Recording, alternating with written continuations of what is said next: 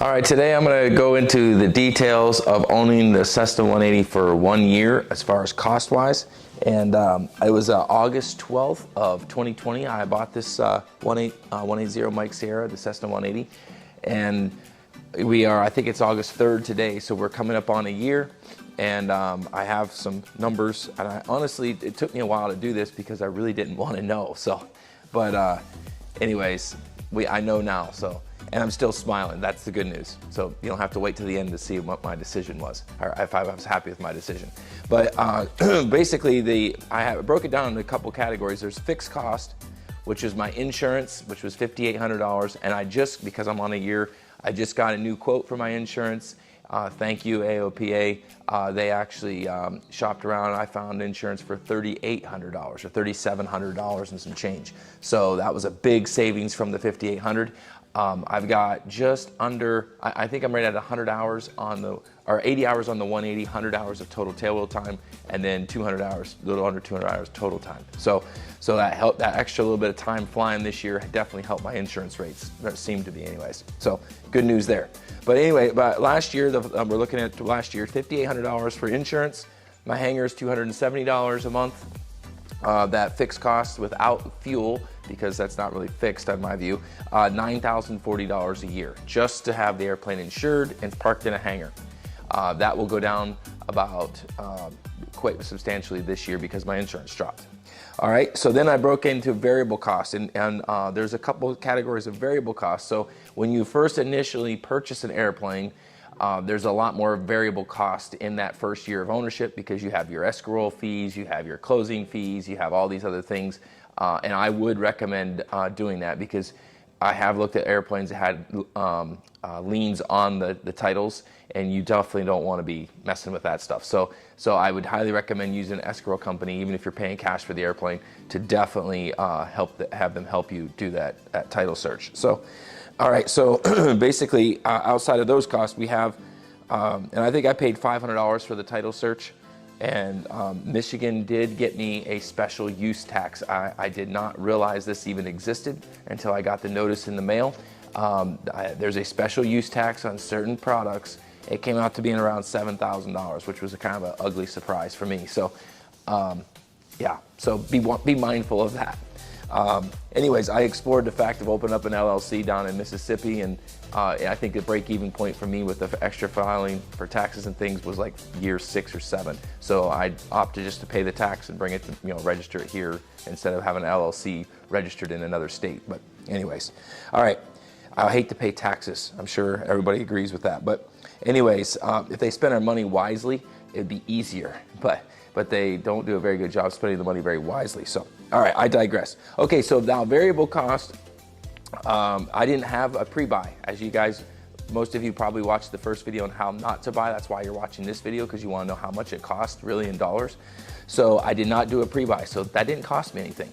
I did have a mechanic do a boroscope and look at the cylinders because it was making metal, and they didn't even charge me for that. So that was really nice of them. They popped the cowling off and just did a quick boroscope through, and they also did a compression test. So that I didn't have to pay anything for that.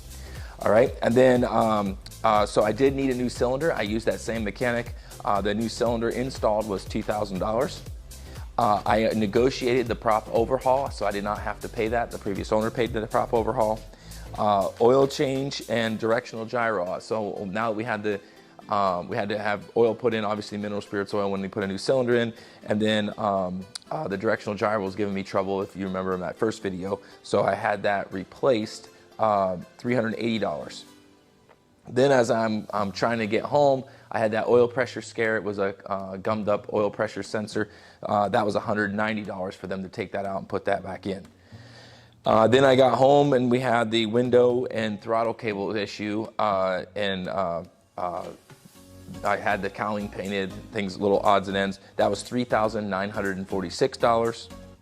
And then I get home from there, and my attitude indicator was messing up. So hindsight, it was the vacuum pump. So I am going to add. So here it was $4,300 for 2 AB30s installed.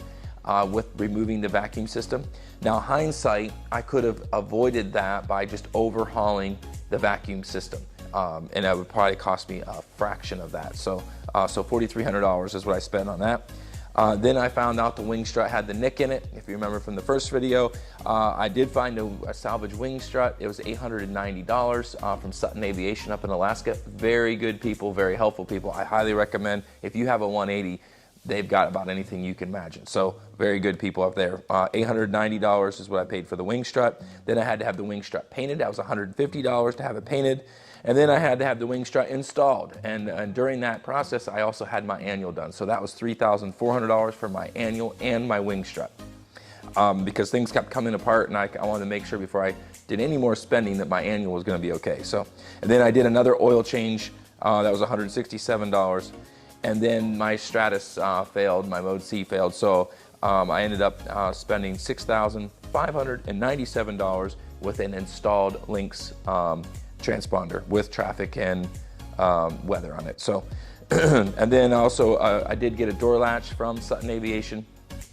We had some issues with the door latch.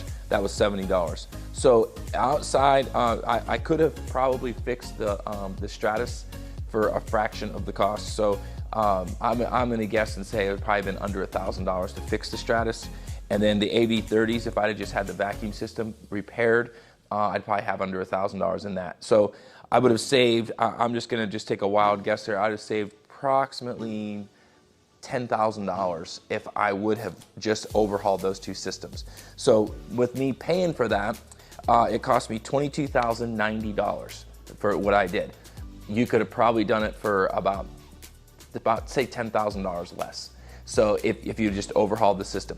Why did I choose to do all that? Well, I have a vision, and I did another video about my avionics. Matter of fact, this morning, I'm gonna finish recording this and take my airplane in to the avionics place, and they're going to overhaul the whole avionics. We're gonna do a whole new panel, and that's another video, and I'll explain the cost of that later. But reason I went with the Lynx and I just got rid of the vacuum system because I knew that's where I was wanting to go. I have a mission, I have a vision, and my vision is I'm going to actually have this airplane for longer cross countries. I want to be IFR in it, and so that's my long-term vision. So I didn't want to be fooling around with equipment that I didn't train on. First of all, I trained on all glass. You know, that's part of the bad things about training on glass. You get used to glass. So everything in here works fine. I know some of you guys like the old gauges, and I actually have learned, believe it or not, with the AV30s, I'm actually paying closer attention to my old Steam airspeed indicator than I am my AV30s. So it's kind of funny how that is. But anyways, long story short, I wanted to go IFR. I wanted to have a completely, I'm gonna have an autopilot and everything in this. So that's where I was ultimately going. That's why I didn't want to just keep repairing things, because every time I repaired something, I knew eventually it was going. So I just wanted to just cut to the chase. But you don't have to do it that way. You guys can definitely change it up, and if you just want to keep flying, you know, you could do it a lot cheaper than what I did here. So my first year of the expenses without fuel, this is my my hangar cost and my variable expense cost was $31,130, and I'm going to put a screen where you guys could look at this a little bit more detail. You can pause it and write it down if you want. But $31,130 was my first year. It's $2,594 per month without fuel, or the cost of the actual airplane. So if you have a payment on your airplane, that's in addition to that. So that's what it cost me. Now next year, this next 12 months, it's gonna be a lot more. I've got, I think, just rough numbers, I'm gonna have, I think just in equipment alone, I've got over 47,000 just in equipment on this avionics upgrade. So not counting labor. So anyways, it'll be a much more expensive year for me next year, but the third year of ownership, it'll drop dramatically for me, hopefully, because you know, I've taken care of a lot of these big items, and then once I have them done, I just maintain them. I know what I'm maintaining, and that's the option that I've chosen. So one thing that myself personally, I do not like surprises. I don't like to be someplace and find out, oh, something failed, and I knew it was kind of giving me trouble. I just don't want to be there. So to me, it's a better investment for me to just pay for it up front, knowing it's coming, plan it and pay for it than it is to be surprised when I'm with my family somewhere and trying to do a vacation and now I got an airplane that needs to be fixed. That will inevitably happen anyways, but I feel really stupid when I knew it was giving me trouble and I just pushed the envelope, or heaven forbid it actually happens in the air and you know, ends up in a field somewhere. So, but anyways, that's kind of my philosophy on it. Now, before I bought any airplane, I had analysis, and I've got files of analysis, and I just was curious in how close I was to my actual analysis. And I had in here that my owning a 180, when I was figuring flying 170 hours a year, because I have some trips I wanted to do, I figured my total cost per year was going to be about $15,000. So I was quite a ways off. So hopefully this video helps you guys, because like I said in my previous videos, my goal with these is, I mean, I'm not a professional, as you guys well know, but my goal is just to help somebody else to say, hey, this is the reality of it, and this is the route that I've chosen. Yes, I'm spending more money than what I had to spend, absolutely had to spend, but there's a reason I'm doing that. So, and I'll try to keep posting something as time progresses, and you guys can see, you know, if I was right or if I was wrong. So hopefully I was right, and I'll be happy in the long run. So, okay, if you have any questions, please don't hesitate to reach out to me. I'll try to help any way I can. Again, my mission is to try not to discourage if those numbers are big. And let me say this, and I did a quick video. I don't know what we'll end up editing and posting, but the other night I was siphoning gas out of the wings, because I got to have it at zero because we're putting the JPI in here, and they're recalibrating the gauges in the wings. But anyways, the last time I siphoned gas was because I was broke and I needed gas from a junk car to get into a car that ran so I could get to my next appointment. And my wife reminded me of that as I was coming down here trying to siphon gas out of the wings. And I was like, well, I hope I remember how to do it. My point of bringing that up is, you don't have to be rich. If these numbers look too big for you, then build a plan, set some goals, and maybe start with something smaller and then go bigger, you know, or just set some goals and decide on what it's gonna take to get there. So I'm just a normal person. So I've seen some of the comments about people saying I must be nice and be rich and all this. I am not a rich guy. So please, these videos are not to intimidate anybody about the cost of airplane ownership. Matter of fact, it's the exact opposite that I'm trying to do. I'm trying to encourage people to say, listen, yes, there's expense to it. How much expense? You know, and I try to spell it out. So, and like I said in my other video, I don't know if anyone would watch it, but it's kind of interesting to me about the bridge demolition experts, people who cross over and do something that other people want to do. There's a tendency, for some, not all, in the aviation community, there's definitely people who are willing to help, but there's also people that will scoff at you and tell you that you're nuts, you're crazy, only I can do that. You know, only rich people can do it, or only really experienced people can do it. That's a bunch of baloney. Anyone can do it. So don't be discouraged by that. Don't be uninspired by that. I'm just trying to be really honest with you and tell you this is exactly what it's costing. And you know, I'm hoping that maybe if you're looking for an airplane, you guys can look at this and say, wait a minute, I'm not going to go that route. I just want to keep flying, and I want to fly. Maybe your mission's to fly around in local areas and that's it. Well, then you could do it much cheaper. So anyways, okay, enough rambling. Hope it helps somebody.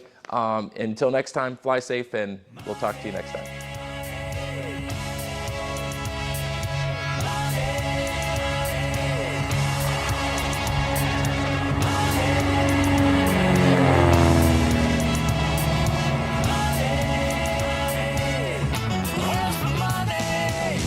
Where's all the money gone?